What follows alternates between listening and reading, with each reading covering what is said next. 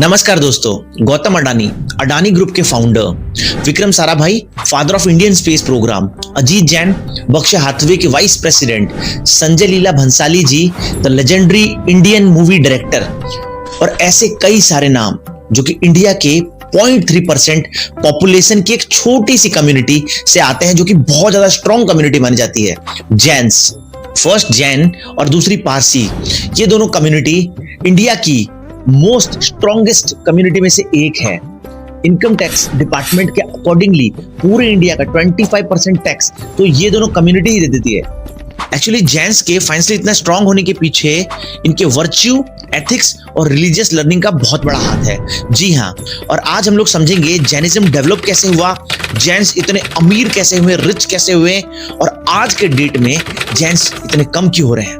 The decline of Jainism.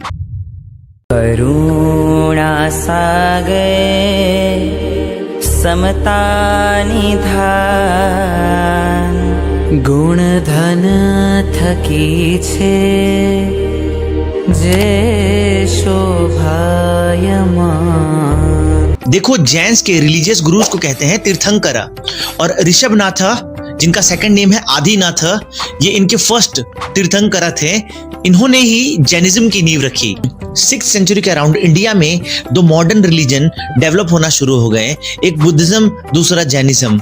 इन दोनों में काफी टर्म्स में बहुत ज्यादा सिमिलरिटीज थी, बट आगे चल के इन दोनों में काफी दूरियां बढ़ने लगी, जिसके बारे में अपन वीडियो में आगे बात करेंगे। 6th सेंचुरी के शुरुआत में 24 तीर्थंकरा महावीरा का जन्म कुंडू ग्राम में होता है, जो कि आज बिहार के वैशाली में स्थित है। इनका जन्म एक रॉयल फैमिली में होता है। 30 की एज तक आते आते ये सब कुछ त्याग देते हैं, राजपाट त्याग के ये एकांत में चले जाते हैं। महावीरा जी 12 साल तक तपस्या करते हैं, फिर 42 की एज में उन्हें निर्वाणा प्राप्त होता है 12 साल के बाद, और इस 12 साल के ड्यूरेशन में ही वो जैनिज्म की फिलॉसफी, टीचिंग्स और लर्निंग को फॉर्मुलेट कर लेते हैं। जैन एक संस्कृत के शब्द जिनाई से डिराइव होता है बेसिकली, और इसका मतलब होता है कॉन्कर करना, मतलब जीत पाना। जो इंसान अपने 5 senses touch, smell, taste, hearing और फील इन पे काबू कर लेता है और अपने अंदर एक सेल्फ डिसिप्लिन क्रिएट कर लेता है, वो जैन बन जाता है। जैनिज्म का रिलीजन प्रिमिटिव हिंदुइज्म से काफी अलग था। प्रिमिटिव हिंदुइज्म में गॉड, यज्ञ, पूजा पाठ इनको प्रेफर किया जाता था, और जैनिज्म इन चीजों में बिलीव नहीं करता था। आगे चल के हिंदुइज्म में ब्राह्मण डोमिनेंस और कास्ट डिस्क्रिमिनेशन आने लग गया, और जैनिज्म इसे खत्म करना चाहता था, इसलिए वेद और यज्ञ के कॉन्सेप्ट को उन्होंने रिजेक्ट कर दिया। जी हाँ, और टाइमली धीरे धीरे किसी भी तरह का जो एनिमल सैक्रिफाइस होता था, इन सारे रिचुअल्स को जैनिज्म ने रिजेक्ट कर दिया। बेसिकली जैनिज्म अहिंसा में बहुत ज्यादा बिलीव करता है, इसलिए अपने मुंह में इवन मास्क तक बांध के रखते हैं। कहीं बैठने से पहले उस जगह को साफ करते हैं। मुंह में मास्क इसलिए बांधते हैं कि हवा में मच्छर मक्खी जो उड़ रहे हैं गलती से उनके मुंह में आके मर ना जाए। जगह को साफ करके इसलिए बैठते हैं कि वहां पे कोई अगर चींटी या फिर किसी भी तरह का इंसेक्ट है तो उनके बैठने से मर ना जाए। टेक्निकली जैनिज्म में कोई गॉड का कॉन्सेप्ट नहीं है, इसलिए इसे फर्स्ट एथिस्ट रिलीजन मानना भी गलत नहीं होगा। उल्टा जैनिज्म जो है बेसिकली वो कंप्लीट नॉलेज और खुद को ज्यादा स्ट्रॉन्ग करना, एजुकेट करने में बिलीव करता है।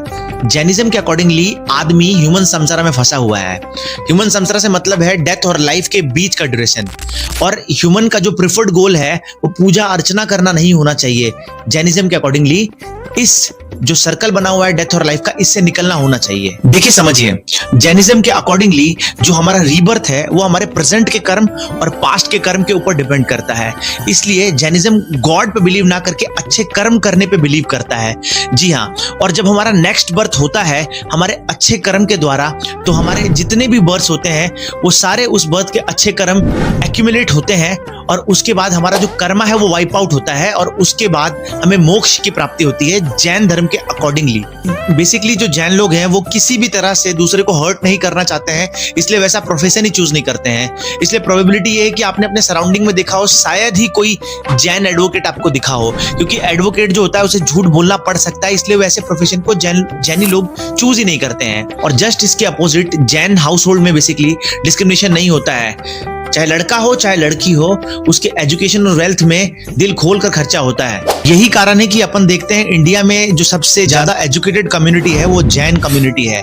जी हाँ, क्योंकि जो ये हंगर फॉर एजुकेशन है बेसिकली ये इनके अंदर बहुत ज्यादा कूट कूट के बचपन से ही भरी जाती है, और यही एक रीजन है जिससे ये फाइनेंशियली स्ट्रांग भी होते हैं फ्यूचर में। जैन लोग जिनका रिलीजियस बिलीफ इतना तगड़ा है और देश में फाइनेंशियली इतना अच्छा कर रहे हैं, आज के डेट में इनकी संख्या बहुत कम हो रही है। एक डेटा के अकॉर्डिंगली 1981 में 0.47 जैन लोग थे इंडिया में बेसिकली, और आज के डेट में 0.37 ही बचे हैं, मतलब 10% से भी ज्यादा डिक्रीज हुए हैं। जी हाँ, देखो समझो, लॉर्ड महावीरा की डेथ 72 की एज में हो जाती है और उनकी डेथ के बाद से ही जैनिज्म डिक्लाइन होना शुरू हो जाता है। किंग बिम्बिसारा, हरियंका डायनेस्टी के रूलर, इनका रोल बुद्धिज्म और जैनिज्म दोनों में देखा गया है, जस्ट बिकॉज कि उस समय दोनों ही रिलीजन एक साथ ग्रो हो रहे थे, और जो किंग बिम्बिसारा है ये दोनों रिलीजन को इक्वली ट्रीट करते थे। राजा बिम्बिसारा मगध के रूलर थे और उनकी डायनेस्टी में जो बुद्धिज्म और जैनिज्म दोनों अच्छी तरह से ग्रो कर पाए। जी हाँ, उसके बाद डायनेस्टी चेंज हो जाती है। हरियंका डायनेस्टी के बाद जो दूसरी डायनेस्टी मगध पे रूल करती है वो होती है मौर्य डायनेस्टी, और मौर्य डायनेस्टी के जो तीसरे रूलर होते हैं वो होते हैं सम्राट अशोक। और जैसा कि हम लोग बचपन से ही पढ़ते आए हैं, बैटल ऑफ कलिंगा के बाद सम्राट अशोक का हृदय परिवर्तन हो जाता है और वो बौद्ध धर्म को अपना लेते हैं, बुद्धिज्म को अपना लेते हैं और चाहते हैं कि पूरी तरह से पूरा जो विश्व है वो बौद्ध धर्म को अपना ले, उसके प्रचार प्रसार में पूरा अपना जीवन सौंप देते हैं। और इसी कारण सम्राट अशोक अपना सब कुछ लगा देते हैं, मतलब फाइनेंशियली भी सब कुछ लगा देते हैं, बहुत सारे पैसे खर्च करते हैं बौद्ध धर्म को, बुद्धिज्म को प्रमोट करने के लिए बेसिकली। और ये एक सबसे बड़ा रीजन था जैन धर्म के डिक्लाइनिंग का। और इसके बाद बौद्ध धर्म और जैन धर्म में कंपैरेटिवली थोड़ा इजी गोइंग होता है बौद्ध धर्म, तो लोग उस धर्म को अपना लेते हैं, जिस कारण जैनिज्म और डिक्लाइन होना स्टार्ट हो जाता है। और उसके बाद को जो एक्चुअल जैनिज्म है ना, नॉर्मल बंदे का उसको फॉलो करना इतना ईजी नहीं है। इसलिए उस समय होता क्या है कि जो कॉमन लोग होते हैं वो दो धर्मों के बीच में जब कंपेयर करना होता है तो बौद्ध धर्म कंपैरेटिवली ज्यादा इजी होता है, तो उस धर्म को अपना लेते हैं। ये भी एक reason, one of the reason था जैन धर्म के डिक्लाइनिंग का। कुछ समय बाद आगे चल के जो जैनिज्म है वो भी दो हिस्सों में डिवाइड हो जाता है, श्वेतांबर और दिगंबर। देखो, सम्राट अशोक एक बहुत बड़े प्रमोटर थे बौद्ध धर्म के, और उनके बाद कोई ऐसा रूलर आया ही नहीं जो जैनिज्म को प्रमोट कर सके। तो वहां से एक्चुअली हुआ क्या, जो बौद्ध धर्म है वो वैसे भी ऊपर आ गया और जो जैन धर्म है वो वैसे ही डिक्लाइन हो गया। एंशिएंट इंडिया में जो वन ऑफ द रीजन था वो मैंने आपके साथ शेयर कर दिया, और भी छोटे मोटे बहुत सारे रीजंस थे उस टाइम पे। जैसे कि मैंने आप लोगों के साथ शेयर किया कि जो जैन लोग हैं वो गॉड के कॉन्सेप्ट पे बिलीव नहीं करते, यज्ञ के कॉन्सेप्ट पे बिलीव नहीं करते, तो उस टाइम पे जो ब्राह्मण्स थे वो भी इनके अगेंस्ट हो गए थे, और इकोनॉमिकली और पॉलिटिकली जो ब्राह्मण्स थे उस टाइम पे बहुत स्ट्रांग थे। काफी सारे धर्मगुरु हिंदू प्रिमिटिव प्रैक्टिसेस को प्रमोट करने के लिए पूरे इंडिया में यज्ञ करवाते हैं, और बहुत सारे जैनी अपने आप को चेंज कर लेते हैं और हिंदू प्रिमिटिव प्रैक्टिसेस की तरफ बढ़ जाते हैं। को बताया 8th सेंचुरी में हिंदू प्रिमिटिव प्रैक्टिसेस को आदि शंकराचार्य और कई सारे गुरुओं द्वारा पूरे भारत में प्रमोट किया जा रहा था, सब कुछ पीसफुली चल रहा था। इसके बाद आता है इस्लामिक इन्वेजन, और ऑलरेडी जैनिज्म काफी ज्यादा डिक्लाइन हो चुका था, जैनिज्म वैसे ही डिक्लाइन हो रहा था। इस्लामिक इन्वेजन जब आया तो कुछ जैनी जो थे वो कन्वर्ट हो गए, और जो नहीं कन्वर्ट हुए वो नहीं कन्वर्ट होना चाहते थे, वो अलग अलग स्टेट में अलग अलग जगह पर डिस्ट्रीब्यूट हो गए छोटे छोटे कम्युनिटी के साथ। देखो, देखने वाली बात तो ये भी है, जो क्रिश्चियनिटी है और इस्लामिक रिलीजन है इन्होंने कन्वर्जन पे कभी ध्यान नहीं दिया, लेकिन जो जैनिज्म में बेसिकली इस चीज को फॉलो नहीं किया गया, तो ये भी एक डिक्लाइनिंग का रिलीजन है। और वन ऑफ द रीजन ये भी है कि जो जैन धर्म में, मतलब अच्छी चीज भी है, ठीक है, बट ये इनके डिक्लाइनिंग का कारण भी बना कि जो आज का खाना है, ठीक है, और आज का पानी, आज का पीना, कुछ भी जो भी है उसे आज ही खत्म करना है, बासी कुछ भी नहीं खा सकते हैं, मतलब उसको अगले दिन नहीं कंज्यूम कर सकते हैं, जिस कारण जो ट्रैवल रिस्ट्रिक्शंस बहुत ज्यादा लग गए हैं, क्योंकि बासी कुछ खा नहीं सकते हैं, इनको सब कुछ उस टाइम फ्रेश वाला ही रहता है, तो जिस कारण ट्रैवल रिस्ट्रिक्शंस बहुत ज्यादा लग गए और प्रमोट नहीं हो पाए, मतलब लैक ऑफ कनेक्टिविटी हो गया, जिस कारण आपस में इनका जो लैक ऑफ कनेक्टिविटी हुआ उस कारण ये प्रमोट नहीं हो पाए और अपने रिलीजन को लोगों तक नहीं पहुंचा पाए बेसिकली। तो ये जो सबसे बड़ा रीजन मेरे को ये भी लगता है कि ये भी एक वन ऑफ द रीजन है जिस कारण जैन धर्म स्प्रेड ही नहीं हो पाया और डिक्लाइन होता रहा। आज अगर आप लोग देखेंगे तो हर स्टेट में कोई ना कोई पर्टिकुलर किसी ना किसी रिलीजन का डोमिनेंस है बेसिकली। जैसे अगर आप कलकत्ता की तरफ देखेंगे तो दुर्गा पूजा को बहुत कट्टर तरीके से मनाया जाता है, ठीक है। वैसे अलग अलग स्टेट में अलग अलग रिलीजन को एक डोमिनेंस देखने को, अलग अलग रिलीजन का एक डोमिनेंस देखने को मिलता है। बट पर्टिकुलर जैनियों के लिए ऐसा कोई स्टेट या कोई सिटी मैंने नहीं देखी है। अगर आपने देखी है तो आप कमेंट कर दीजिएगा। तो बेसिकली यही जो मेरे हिसाब से जो था, जितना भी मैंने रिसर्च किया, यही रीजंस हैं जैनिज्म के डिक्लाइनिंग का। तो इस तरह के वीडियोस को देखने के लिए चैनल को सब्सक्राइब कर लीजिए। मिलते हैं एक और नए वीडियो में। जय हिंद, जय भारत।